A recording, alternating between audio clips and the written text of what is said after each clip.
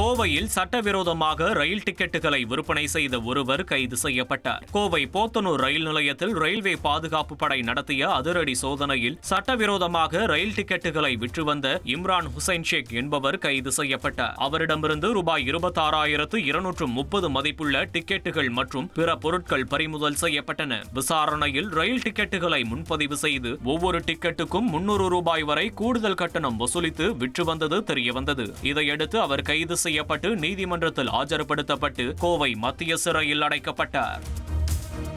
கேரள மாநிலம் திருச்சூர் பாலியக்கரை தேசிய நெடுஞ்சாலையில் நடத்தப்பட்ட வாகன சோதனையின் போது லாரியில் மறைத்து கடத்த முயன்ற 124 கிலோ கஞ்சா பறிமுதல் செய்யப்பட்டது. இந்த சம்பவம் தொடர்பாக கேரளாவைச் சேர்ந்த 4 பேர் கைது செய்யப்பட்டனர். விசாரணையில் இவர்கள் ஒடிசாவிலிருந்து கேரளாவுக்கு போதைப் பொருட்களை கடத்தும் கும்பலுடன் தொடர்புடையவர்கள் என்பது தெரியவந்தது. தொடர்ந்து இதில் தொடர்புடைய மற்றவர்களை பற்றிய தகவல்களை கண்டறிய போலீசார் தீவிர விசாரணை மேற்கொண்டு வருகின்றனர்.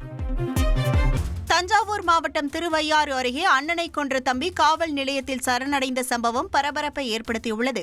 நடுக்காவேரி கிராமத்தை சேர்ந்த அஜித்குமார் என்பவர் தினமும் மது அருந்திவிட்டு அக்கம் பக்கத்தில் உள்ளவர்களிடம் தகராறு செய்து வந்துள்ளார்.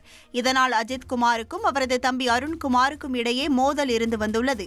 இந்த நிலையில் சம்பவத்தன்று அருண்குமார் அஜித்குமாரை கீழே தள்ளிவிட்டுள்ளார். இதில் மயங்கிய நிலையில் கிடந்த அஜித்குமாரை அருண்குமார் இழுத்து சென்று அருகில் இருந்த கழிவுநீர் தொட்டியில் தள்ளி மூடியதாக கூறப்படுகிறது. இதன் பின்னர் இரவில் தூங்க சென்றவருக்கு மனசாட்சி உறுத்தவே நடுக்காவேரி காவல் நிலையத்தில் சரணடைந்தார்.